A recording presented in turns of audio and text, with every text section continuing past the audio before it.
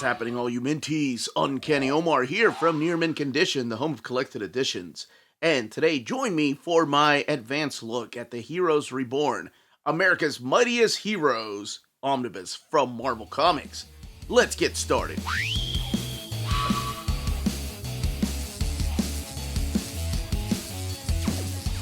Alright, so here we are with the latest Omnibus coming out this week. This is Heroes Reborn, America's Mightiest Heroes. And before going any further, big thank you to David Gabriel and all the folks at Marvel for sending us an advanced copy of this book. On the left-hand side is your standard edition cover, while on the right-hand side here is the direct market cover. Standard edition cover is the one that's going to be available everywhere. But let's shift the focus back to this book, because everything else is the same underneath. So here we have a cover by Carlos Pacheco, and of course the standard edition was Ed McGuinness. This one here featuring the characters of the Squadron Supreme of Hyperion, Nighthawk, Power Princess, Dr. Spectrum, and this guy right there, formerly known as the Wizard, now going as Blur, one of my daughter's favorite Transformers. Here we have Heroes Reborn, America's Mightiest Heroes, the creators, and Nighthawk. Marvel Omnibus up at the top. So yes, this one is really thin.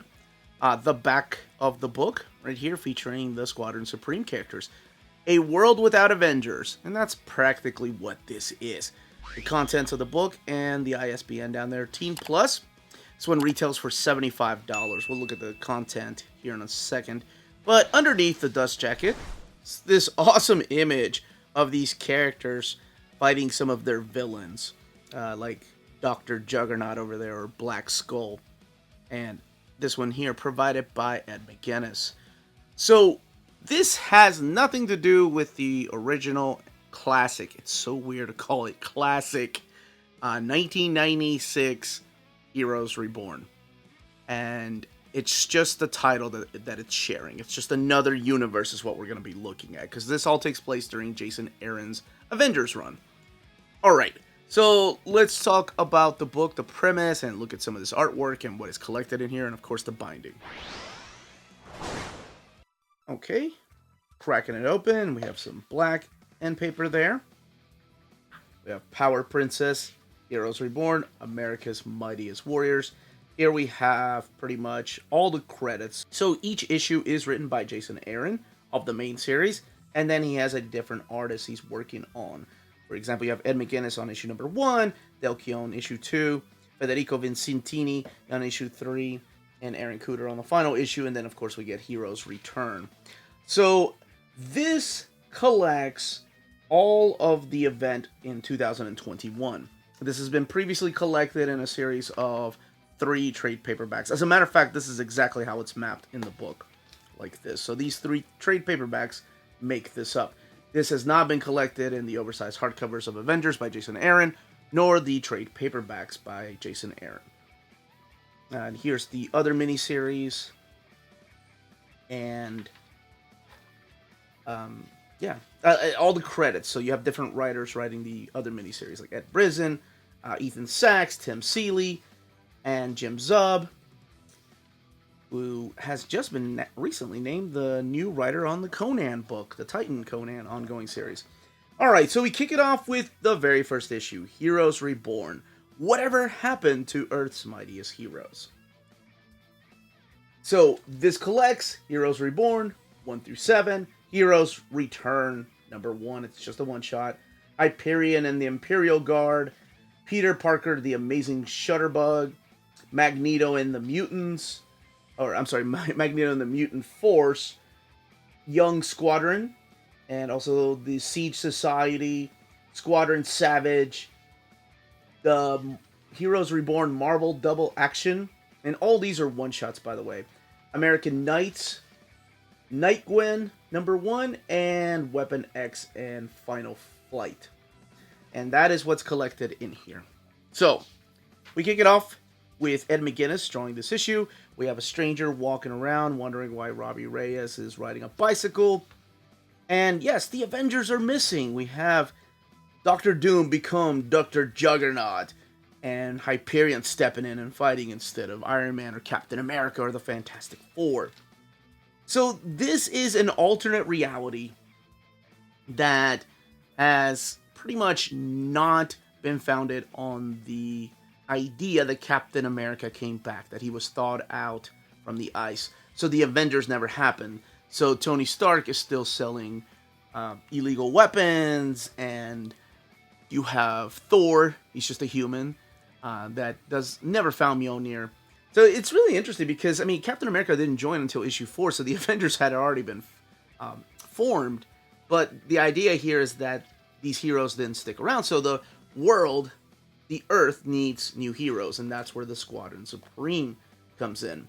So you're focusing on each one of them fighting different villains, and it's an amalgam of of different villains. Like, for example, this is Black Skull. So this is, of course, the Red Skull with the symbiote. And here you have Dr. Spectrum, who's a very Green Lantern character.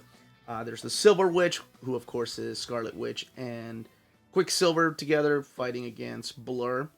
So, in case you are familiar with the Squadron Supreme, that is not who these characters are. It's just that they're using their name. This is another universe. So it's not the Mark Gruenwald Squadron Supreme universe. It's not the one by Howard Chaykin. It's not the Ultimate, what was it? Ultimate Power, I think, is what it was called. That universe. Or even the universe where Hyperion came from, with Jonathan Hickman's Hyperion. It's another universe. Now, in this universe, no one remembers the Avengers because the Avengers never were. So there's a guy walking around in this hood who seems to remember the world the way it's supposed to be. And this is Blade, the vampire hunter. He's the only one that remembers how the world is supposed to be. That we need the Avengers. We need to get them back. We need to get Captain America. He's talking to Thor. He's like, dude, where's Mjolnir? You gotta get your thunder powers, lightning powers back. And he's just a drunk. He's like, leave me alone.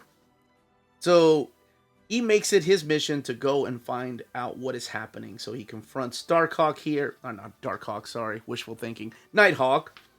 And Nighthawk has no idea what he's talking about. Does anyone else remember the world before the Squadron Supreme, though? That's the interesting part. I'm a big sucker for alternate realities. This is exactly the premise behind Age of Apocalypse, where, well, that had like a darker tone. This is about a group of heroes who are taking the spotlight, and they're taking the spotlight rightly so. The characters of the Squadron Supreme throughout Marvel history they've had ups and downs. I mean, they were originally created by Roy Thomas, but it wasn't until Mark Gruenwald's wonderful, beautiful series that you got to find out who the characters are. Because I believe Thomas always said that they're not a mockery of the Justice League. They're just taking their image and the idea from them, but they stand out on their own. And I think that's what Mark Gruenwald did. He made those characters really relatable. A lot of flaws. And it's the same thing that Jason Aaron does with this particular group of Squadron Supreme. He could have easily, made this an evil Superman. He could have made it a dark Batman. But instead, he gives him a lot of growth. He gives him a lot of humanity, if you will. Like the way that Mark Gruenwald handled these characters.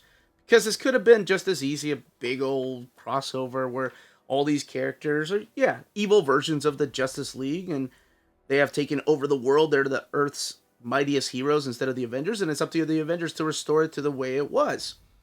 But instead, he gives them a bunch of different qualities. Like Hyperion is best friends with Peter Parker, and there's a beautiful moment at the end of this in the Heroes Return one-shot. And oh my gosh, the artwork. This is James Stokoe. Oh, I love this guy's art, and he just doesn't do enough. It is insanity. I love the character of Rocket Raccoon. That is, he's using Groot as a rifle. But this is the team up with Dr. Spectrum. And each of the issues has a backup story too. All written and drawn, written by Jason Aaron and drawn by Ed McGuinness. So I've talked enough about the Squadron Supreme. And I just wanted an excuse to show this awesome picture. I love it. Art Germ just killing it. But I haven't talked about the Avengers and what their role is. Well, their role is, of course, to restore the world the way it was. Even though this happens to be a perfect utopia for a lot of characters, they need to bring their world back. And again, all of this takes place during Jason Aaron's run. So a lot of the stories that, even though get wrapped up here, carry into his run. So I think that's really cool. Now, the miniseries are right after the Heroes Return one-shot, which I wish they had put the Heroes Return one-shot at the very end of this, giving us the miniseries first, because the miniseries could be read anytime. And I understand, I guess they didn't want to disrupt the flow of the story, or it was just easier to map it this way. But it would have been fun to read some of the backup stories. Like, this one takes place way in the past, when Hyperion was a young man, and he was in charge, or he was joining the Imperial Guard. That's what I like about these little miniseries. They come with letter pages, that of course are all made up. They've come with, like, sometimes the issue numbers are ridiculous. I love the editor notes in some of these, like, remember that happened in The Amazing Shutterbug, issue 76. Here we have Peter Parker, The Amazing Shutterbug. I believe this is the one that has some what's called editor notes at the bottom. But just flipping through these pages, you can tell that everything is different here. The X-Men are different here. Magneto now leads the X-Men, or I'm sorry, the Mutant Force, and he's sitting in a hover chair. And I kind of like aspects of this that take a gamble with some of the characters, because I mean, at the end of the day, it doesn't matter. I like the Champions issues here, or the Young Squadron, but it doesn't matter. You can make it anything.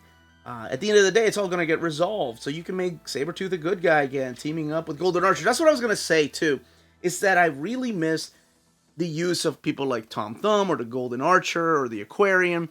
Characters that were in the original Squadron Supreme. They kind of show up here and there. But I miss them in the main storyline. But this is what the artwork looks like. This is the miniseries. The world is turned upside down. And some of them taking place in the past, some of them taking place in the present time. This is one of my favorite ones. This is Marvel Double Action. This is the one that has the editorial notes. See Squadron Supreme of America number 107. And I love the flashback with the different color tones that they use. And yeah, in the now legendary Nighthawk 73. I think this one was a lot of fun. It was my favorite one. I believe that one's the one that's written by Tim Seeley, if I'm not mistaken. Yeah, so in this world, you know, they've built relationships. Nighthawk is best friends with Luke Cage. Like I mentioned, Hyperion is really good friends with Peter Parker. So they don't want their world to end. So what happens? Hey, there's Gwen. She's the sidekick. And this is one of my least favorite ones, even though I like Ed Brisson and I like Wolverine. But it's like reading about Wolverine in the regular universe. I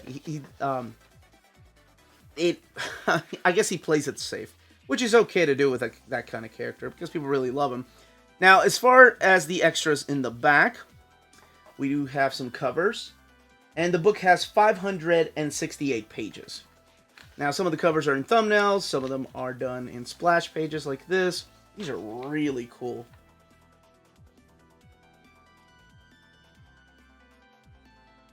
Love that cover.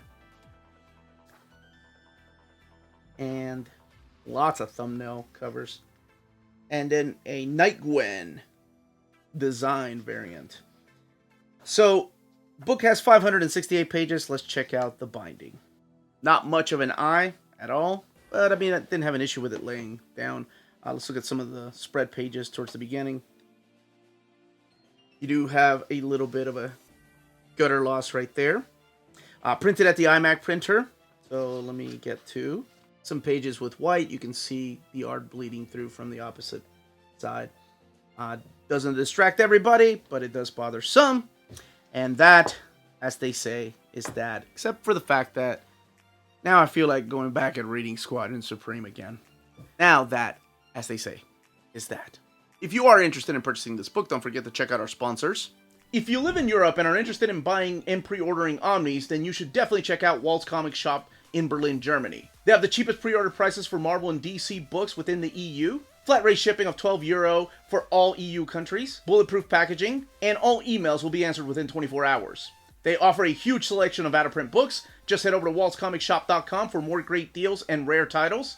And for a limited time, you can use the code nearmintcondition, all one word at the checkout, to get free shipping for all EU countries with your first order of over 40 euros. Walt's Comic Shop, your reliable source for Omnis and premium collected editions in Europe. This episode is brought to you by cheapgraphicnovels.com, your online home for graphic novels and collected editions up to 50% off cover price. They have excellent shipping and prompt and helpful service. Check out their bargain deals for up to 90% off cover price. And don't forget that CGN also takes pre-orders. That way you don't miss out on the hottest releases. And they are currently running a special promotion for you Minties. If you're a first-time customer, after receiving your order confirmation email, reply back to that email and let them know Near Mint Condition sent you their way. They will then apply a free shipping promotional credit to your next order in the US. Cheap Graphic Novels, your source for the hottest books with the kind of deep discount, quality shipping, and customer service that will keep you coming back for more. And that was the content, the page count, and build of this omnibus.